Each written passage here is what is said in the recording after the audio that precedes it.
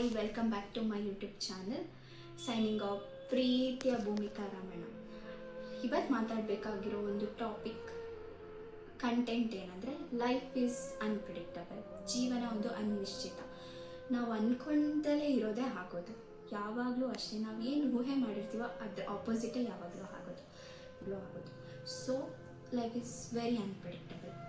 For example, ನಾನು ಒಂದು 3 ವಿಷಯಗಳ ಬಗ್ಗೆ ಮಾತಾಡ್ತಿದ್ದೀನಿ. ಅದು ಈ ವರ್ಷದಲ್ಲೇ ಆಗಿರೋವಂಥ ಕಹಿ ಘಟನೆಗಳು. ಆಗಬಾರ್ದಿತ್ತು, ಆಗೋಗ್ಬಿಟ್ಟಿದೆ ಆಲ್ರೆಡಿ. ಆ ಕಹಿ ಘಟನೆಗಳು ನಮ್ಮ ಜೀವನಕ್ಕೆ ಒಂದು ಲೆಸನ್ ಅಂತಲೇ ಹೇಳ್ಬೋದು. ಒಂದು ಪಾಠ ಕಲಿಸ್ಕೊಟ್ಟಿದೆ. ಜೀವನದ ಬಗ್ಗೆ ಒಂದು ಪಾಠ ಕಲಿಸಿದೆ. ಒಂದು ಇನ್ಸಿಡೆನ್ಸ್ ಯಾವುದು ಅಂದರೆ, ಟೆರರಿಸ್ಟ್ ಅಟ್ಯಾಕ್. ಏಪ್ರಿಲ್ 22, 2025 ಈ ವರ್ಷದಲ್ಲಿ ಆಗಿರುವಂಥ ಒಂದು ಘಟನೆ, ಟೆರರಿಸ್ಟ್ ಅಟ್ಯಾಕ್. ಅದು ಒಂದು ಸುಂದರವಾದ ಒಂದು ಪ್ಲೇಸ್, ಒಂದು ಟೂರಿಸ್ಟ್ ಪ್ಲೇಸ್. ಆ ಟೂರಿಸ್ಟ್ ಪ್ಲೇಸಿಗೆ ಹೋಗಿರೋ ಅಂಥವ್ರು ಎಷ್ಟೋ ಜನ ಟೂರಿಸ್ಟ್ಸ್. ಅವರು ಹೋಗಿರ್ತಾರೆ ಒಂದು ವೆಕೇಷನ್ನ ಎಂಜಾಯ್ ಮಾಡೋಕ್ಕೆ, ಫ್ಯಾಮಿಲಿ ಜೊತೆ ಎಂಜಾಯ್ ಮಾಡೋಕ್ಕೆ ಹೋಗಿರೋವಂಥ ಪ್ಲೇಸ್. ಆ ಪ್ಲೇಸ್ ಅವತ್ತು ಅವರಿಗೆ ಬ್ಲ್ಯಾಕ್ ಡೇ ಆಗಿ ಹುಡ್ಕೋತು. ಯಾಕೆ ಹುಡ್ಕೋತು? Terrorist attack. ಯಾವುದೋ ಕಡೆಯಿಂದ ಗನ್ ಫೈರ್ ಆಗಿ ಅವ್ರ ಜೀವನನೇ ಸ್ಟಾಪ್ ಆಗೋಯ್ತು. ಅವ್ರ ಜೀವನನೇ ಅದು ಎಸ್ಪೆಷಲಿ ಹಿಂದೂನ ಟಾರ್ಗೆಟ್ ಮಾಡಿ ಸಾಯಿಸಿರೋ ಅಂಥ ಒಂದು ಗನ್ ಪಾಯಿಂಟ್ ಮಾಡಿ ಸಾಯಿಸಿರೋವಂಥ ಒಂದು ಬ್ಯಾಡ್ ಇನ್ಸಿಡೆಂಟ್. ಅದು ಆಗೋಗ್ಬಿಟ್ಟಿದೆ, ಆಲ್ರೆಡಿ ಆಗೋಗಿದೆ. ಬಟ್ ಜೀವನ ಎಷ್ಟು ಒಂದು ಕೆಟ್ಟದು ಅನ್ನೋ ಥರ ಪ್ರತಿಯೊಬ್ಬರಿಗೂ ಅನಿಸಿರುತ್ತೆ ಆ ಮೂಮೆಂಟಲ್ಲಿ. ಜೂನಲ್ಲಿ ಆಗಿರುವಂಥ ಒಂದು incidents. RCB royal challenge Bengaluru ಎಲ್ಲರಿಗೂ ಒಂದು ಹುಮ್ಮಸ್ಸು, ಒಂದು ಹ್ಯಾಪಿನೆಸ್. ನಾನು ಒಂದು RCB ಫ್ಯಾನ್. ಎಲ್ಲರೂ, ಎಸ್ಪೆಷಲಿ ಕರ್ನಾಟಕ, ಎಲ್ಲರೂ RCB ಫ್ಯಾನ್ಸೇ. RCB 18 ವರ್ಷ ಆದಮೇಲೆ ಕಪ್ ಗೆಲ್ತು ಜೂನ್ 3ಗೆ. ಅದೊಂಥರ ಫುಲ್ ಹ್ಯಾಪಿ ಡೇ. ಯಾಕಂದರೆ RCB 18 ವರ್ಷ ಆದಮೇಲೆ ಕಪ್ ಗೆಲ್ತು. ಅದು ಎಷ್ಟು ಹ್ಯಾಪಿನೆಸ್ ಕೊಟ್ಟಿತ್ತು ಅಂದರೆ, ಈವನ್ ಫಾರ್ ಮೀ ಆಲ್ಸೋ ಎಷ್ಟು ಹ್ಯಾಪಿನೆಸ್ ಕೊಟ್ಟಿತ್ತು ಅಂದರೆ, ನಾವೇ ಅಲ್ಲಿ ಹೋಗಿ ಆಟ ಆಡಿ ಗೆದ್ದಿರೋ ಅಷ್ಟು ಫೀಲ್. ಸೊ RCB ಅಂತ ಕಪ್ ಗೆದ್ದಿದೆ ಅಂತ ಖುಷಿ 24 ಅವರ್ಸು ಉಳಿಲಿಲ್ಲ. ಯಾಕೆ ಉಳಿಲಿಲ್ಲ? ಅದರ ನೆಕ್ಸ್ಟ್ ಡೇನೇ ಬೆಂಗಳೂರಲ್ಲಿ ಒಂದು ಬಿಗ್ ಸೆಲೆಬ್ರೇಷನ್ ಡೇ.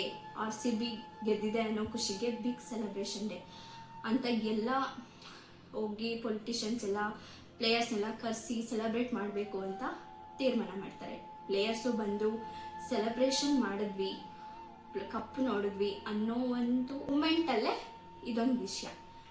ಕಾಲು ತುಳಿತದಿಂದ ಸಾವಾಯಿತು.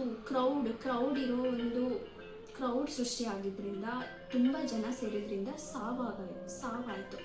11 ಜನ ಜೀವ ಹೋಯಿತು ಕಾಲು ತುಳಿತದಿಂದ, ಸಫೋಕೇಶನ್ನಿಂದ.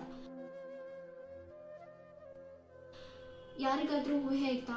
ಅವ್ರು ಹೋಗಿದ್ದು ಹ್ಯಾಪಿನೆಸ್ನ ಎಂಜಾಯ್ ಮಾಡೋಕ್ಕೆ, ಸೆಲೆಬ್ರೇಟ್ ಮಾಡೋಕ್ಕೆ, ಪ್ಲೇಯರ್ಸ್ನ ನೋಡಬೇಕು, ಕಪ್ನ ನೋಡಬೇಕು, ಆ ಮೂಮೆಂಟ್ನ ನಾವು ಕಣ್ ತುಂಬಿಸ್ಕೋಬೇಕು, ಅವ್ರನ್ನ ನೋಡಬೇಕು ಅಂತ ಹೋಗಿರ್ತಾರೆ. ಅವರಿಗೂ ಗೊತ್ತಿಲ್ಲ ಅವ್ರ ಜೀವ ಹೋಗುತ್ತೆ ಅಂತ. ಆ ಲಾಸ್ಟ್ ಮೂಮೆಂಟ್ಗೂ ಅವ್ರಿಗೆ ಗೊತ್ತಿರಲ್ಲ. ಆ ಥರ ಒಂದು ಜೀವ ಕಳ್ಕೊತಾರೆ. ಇದರಿಂದ ಏನು ಹೇಳ್ತೀರ? ಜೀವ ಎಷ್ಟು ಭಯ ಆಗುತ್ತೆ. ಮೀನ್ಸ್ ನಾನು ಹೋಗ್ಬೇಕು ಅನ್ನೋ ಒಂದು ಮೆಂಟಾಲಿಟಿ ಇಟ್ಕೊಂಡೇ ಇದ್ದೆ ಅವತ್ತು, ಹೋಗ್ಬೇಕು ಅಂತ.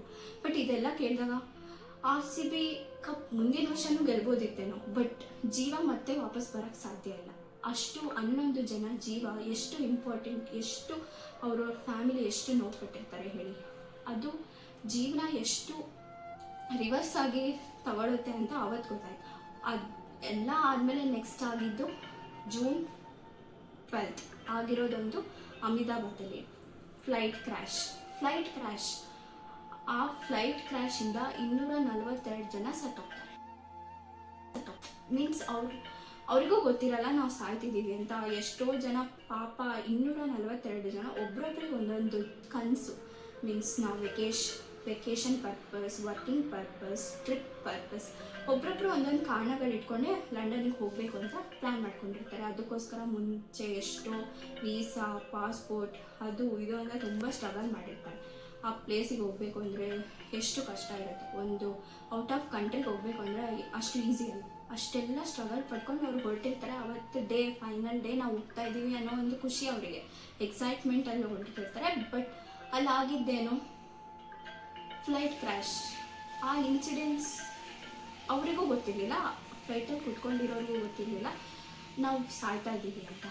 ಓಕೆ, ಅಷ್ಟು ಸ್ಟೂಡೆಂಟ್ಸ್, ಅವರು ಮೆಡಿಕಲ್ ಸ್ಟೂಡೆಂಟ್ಸ್, ಅವ್ರು ಎಷ್ಟೆಲ್ಲ ಕನಸು ಕಟ್ಕೊಂಡು ಮೆಡಿಕಲ್ ಫೀಲ್ಡಿಗೆ ಬಂದಿರ್ತಾರೆ, ಓದಿ ಕಷ್ಟಪಟ್ಟು ಓದಿ ಬಂದಿರ್ತಾರೆ. ಅವರಿಗೂ ಗೊತ್ತಿಲ್ಲ, ಅವ್ರು ಊಟ ಮಾಡ್ತಿರ್ತಾರೆ, ಊಟ ಮಾಡಬೇಕಾದ್ರೇ ಅವ್ರ ತಲೆ ಮೇಲೆ ಬಂದು ಫ್ಲೈಟ್ ಬೀಳುತ್ತೆ. ಅವತ್ತೇ ಅಲ್ಲೇ ಸ್ಪಾಟ್ ಅವ್ರಿಗೇನಾದರೂ ಗೊತ್ತಿತ್ತಾ, ಅವ್ರು ಊಟ ಮಾಡ್ಬೇಕಾದ್ರೆ ಅವ್ರಿಗೇನಾದರೂ ಗೊತ್ತಿತ್ತಾ ನಮ್ಮ ಫ್ಲೈಟ್ ಬಂದು ನಮ್ಮ ತಲೆ ಮೇಲೆ ಬೀಳುತ್ತೆ? ಇಲ್ಲ, ಯಾರಿಗೂ ಗೊತ್ತಿರಲ್ಲ. ಅದೊಂಥರ ಇಮ್ಯಾಜಿನೇಷನ್ ಮಾಡ್ಕೊಳ್ಳೋಕೆ ಸಾಧ್ಯನೇ ಇಲ್ಲ, ಊಹೆನೂ ಮಾಡ್ಕೊಳ್ಳೋತಿರೋಂಥ ಇನ್ಸಿಡೆಂಟ್ಸ್.